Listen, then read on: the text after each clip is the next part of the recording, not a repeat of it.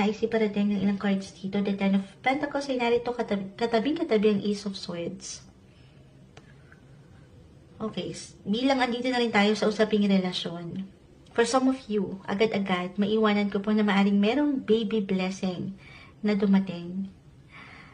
Wow, Moonshine. Ginugulat mo naman kami. Parang iba na shock no? Hindi. Pero, this is a general message. Hindi natin kailangan ipilit yung sitwasyon na hindi para sa atin, okay?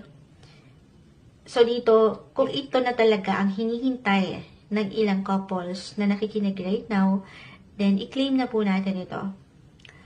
Claim mo na to, Capricorn. Pero kung hindi pa kayo ready, okay, kung hindi pa talaga kayo handa sa part na ito, then of course, hindi po isang medical advisor ang Moonchild. Simpleng tarot card reader lamang po tayo. Pero, kung hindi pa ready, then you have to be extra careful lang din.